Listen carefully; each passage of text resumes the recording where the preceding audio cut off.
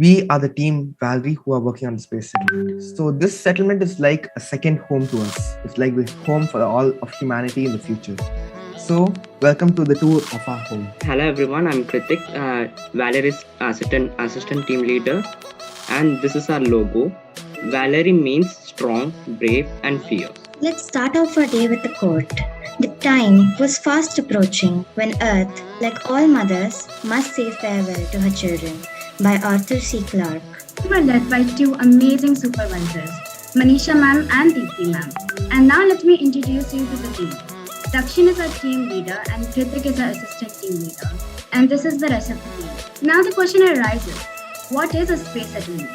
A space settlement is basically a home in space. It is a more advanced form of living quarters than a space station in the sense that it is intended to be a permanent settlement or habitat. They are of two types, orbital and planetary. An orbital settlement is a colony in orbit around a celestial body. A planetary settlement is a colony on a planet or moon or asteroid. Okay, so let us speak about the project month analysis. On week 0, we were introduced to our team.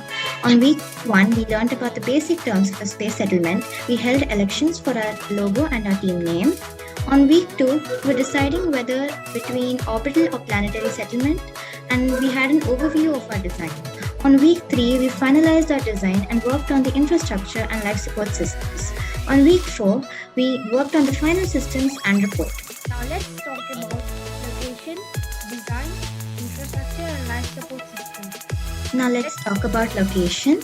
Valerie space settlement consists of two parts, orbital settlement as well as planetary settlement.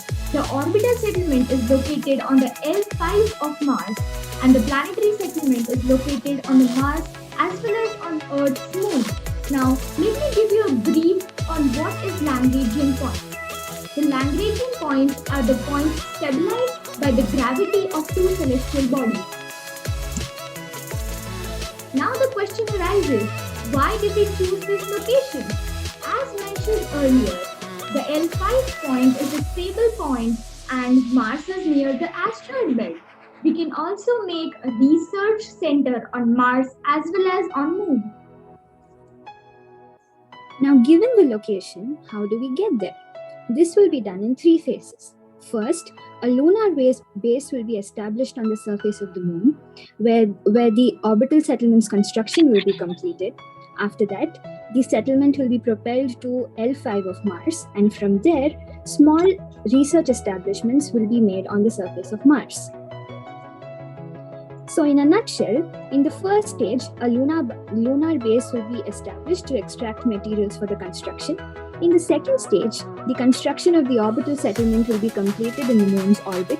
In the third stage, the settlement will be propelled to Mars's L5 and the initial phases of testing will begin. In the fourth stage, small colonies on Mars for research purposes will be established. After that, secondary and tertiary batches of people will arrive. And finally, once the settlement is fully functional, our focus will be on becoming self-sustainable. Now let's talk about the design.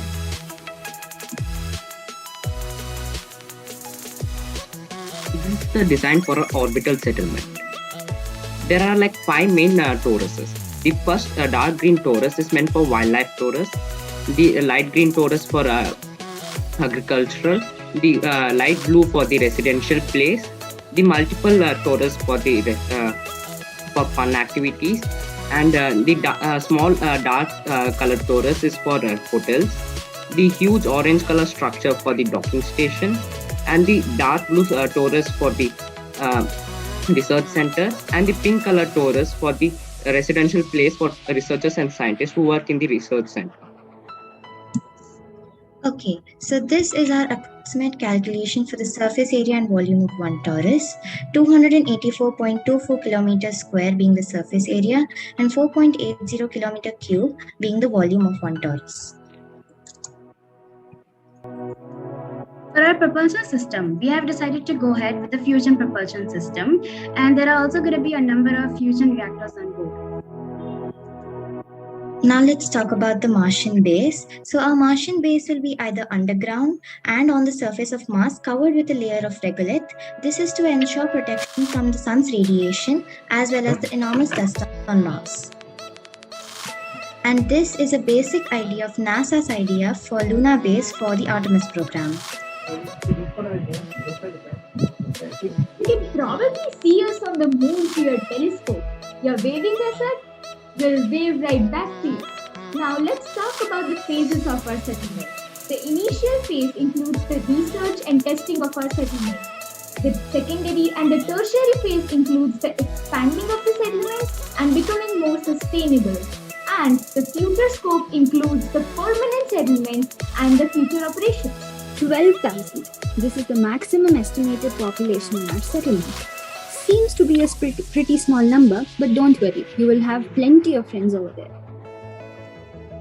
This is the population percentage graph created by taking life expectancy, fertility, and some other factors into consideration. 20% of the population will consist of transgender people, 45% of the population will be of males, and 35% of the population will consist of females. Now let's talk about infrastructure.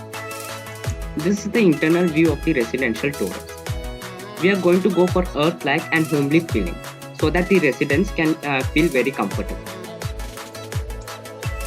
So now, gravity is one of the most important factors here on Earth, and on the settlement, we'll be generating artificial gravity using centrifugal force. And this is the calculation for artificial gravity on our residential torus. The residential torus being of radius 3 kilometers will have to spin at a velocity of 0.54 rpm to generate the centripetal acceleration of 9.8 meter per second square like on Earth. Now, as I mentioned before, gravity is very important. You don't want to keep floating in the air all the time, do you? For internal communication, that is communication within the settlement, we have decided to go ahead with the optical fiber net connection. And in the residential torus, there's going to be a metropolitan area network built. For external communication, that is communication with the Earth and the other research bases, the optical space communication method will be used, which uses laser rays as a mode of transmission of signals. And yes, we are aware of the problem of refraction of light in the atmosphere. So as a solution to that problem, we are going to be having one or more satellites in the Earth's orbit, which are going to convert light rays sent from the settlement to radio waves and sent back to the Earth. So now, let's talk about one of the other most important factors for life to exist, sunlight. There will be in our settlement, the sides of the tori will be covered with solar glass, and there will be 2 layers of solar glass, between which there will be ozone gas to filter out the UV radiation. Behind the solar glass, there will be shutters and blinders to stimulate the day and night cycle. For transportation inside the torus, we will be using bicycles for traveling short distances, and they will be producing kinetic energy which will be later converted to electrical energy.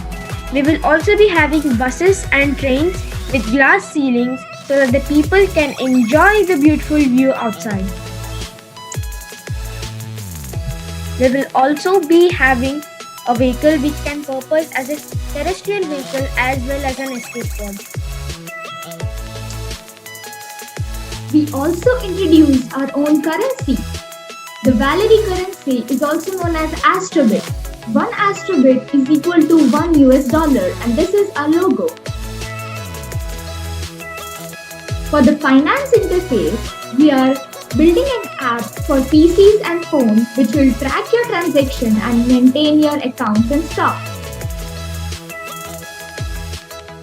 We are also introducing a multi-purpose digital watch which can scan your transactions and can also check your vitals. Now let's talk about life support systems. These are the various subsystems required for life to survive and thrive within the settlement.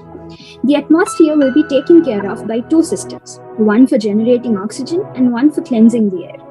For agriculture, 2 techniques will be employed, aquaponics and aeroponics, which is mainly for fish and plants. Apart from this, livestock and poultry will also be there. Our main sources of electricity will be solar panels, solar glass, piezoelectricity, nuclear reactors, and kinetic energy from gyms.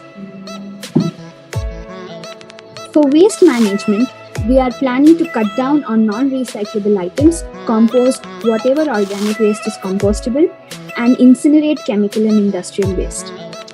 For water, we are planning to extract water from the polar ice caps of Mars, icy asteroids, and also create it under lab conditions.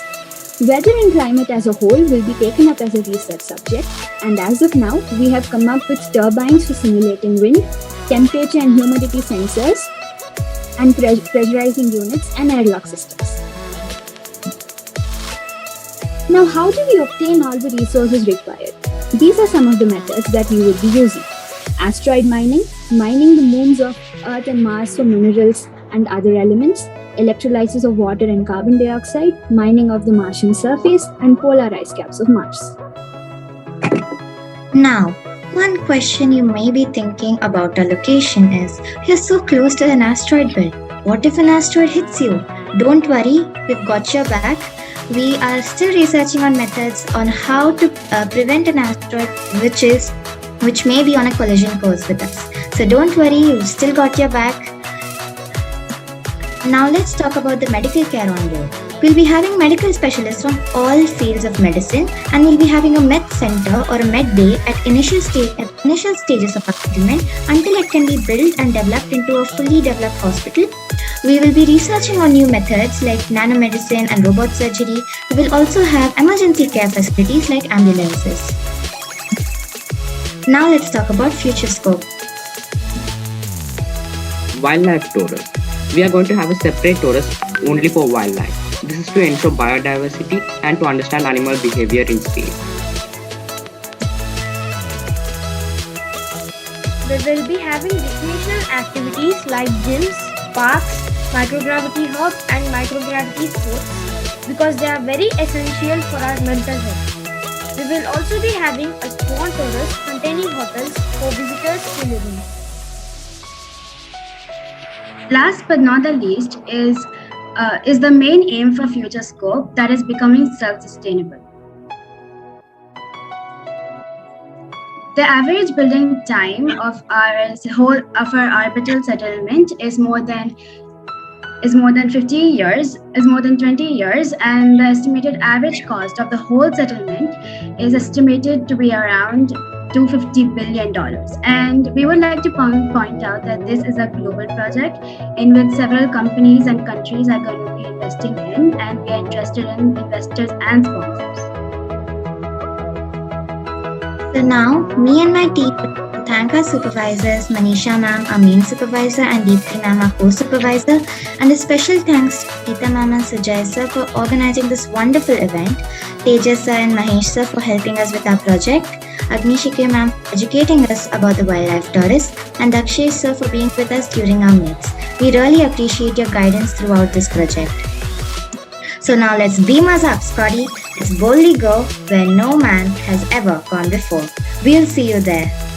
And thank you, that is all. We hope you enjoyed our presentation. We are now open to questions.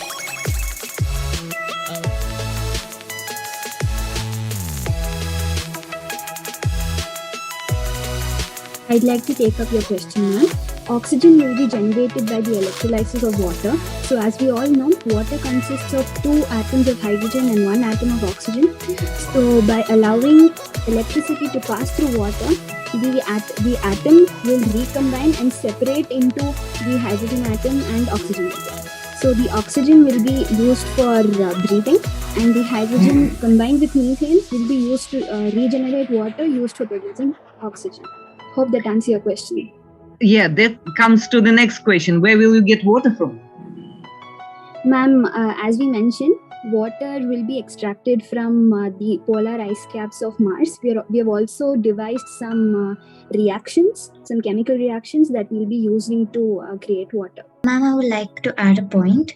We are also considering electrolysis of carbon dioxide from the Martian atmosphere, since Martian atmosphere is composed of 96% carbon dioxide. So we're also considering electrolysis of carbon dioxide to generate oxygen. Yeah, that is a good idea for Mars. Yes. Yeah, I would like to answer this question. So this orbital base is actually, you can say it's kind of like a research settlement. So this will serve as research for future settlements. Obviously, we don't know much about exoplanets and we cannot directly go and land there. So we will need to conduct research and consider options like terraforming Mars and everything like that. Also, having a settlement on a planet also has its own disadvantages. As you said, ma'am, artificial megastructures also have their own restrictions. Planetary too have their own restrictions, and according to us, it's a bit more risky since stimulating Earth-like conditions on a planet is a very huge task. So we wanted to firstly do artificial orbital settlement and then move on to planetary. The basic idea is that in principle, all the artificial megastructures, especially Dyson sphere, they're very unstable. They're very unstable dynamically, and there are many other problems. So it's much easier actually to give a push to let's say Mars, to push it a little bit because it is outside the habitable zone, but not too much. So it is all this energy, it is better to push it a little bit into the habitable zone of our sun and start living on Mars. That is the basic idea. So that's why I asked this question. So by what we mean by simulating day and night is that we want to, how we have the day and night cycle on Earth, we want to create a similar type of day and night cycle on the settlement as well. So that is what we mean by that, which would be done by, as we had mentioned in our presentation, we have solar glasses for allowing sunlight to pass through, which would simulate daytime conditions, and then we have shutters which should be closing the solar glass so that it can create nighttime conditions. And to add upon that, it is very important to have a healthy lifestyle out there.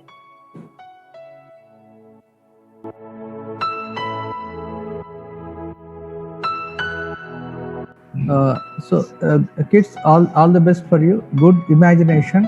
Maybe some of the things may get realized soon, and some of the things probably we will shift it to your generation. By the time you people come out, probably I think you can implement. Definitely, some of the things may not be possible in our tenure.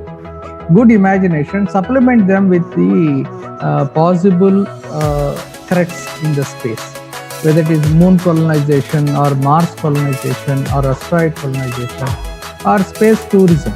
Some of the things, you can confine yourself for the space tourism. You categorize them because all the surfaces, all the terrains could not be similar. The temperature conditions, the gravity conditions, the pressure conditions could be different. Consolidate them for different concepts and put it forth as a document. This could be an imagination from the kids, what kids will imagine how their life would be after 20 years or 30 years or 50 years. Okay, good, all the best. Thank you, sir. We take your suggestion into consideration. So it's a well thought out, plan, and I really appreciate the students taking time and researching on it. And still, a lot of things have been are still under research when it comes to Martian base as well as the lunar base. But I could really see that they have gotten into research on different aspects of human settlement in both the places, which is really appreciable given their age and the kind of experience they might have. And I think it's a very good initiative by SSCRD as well. So I really appreciate the team. Thank you. Thank you so much, sir.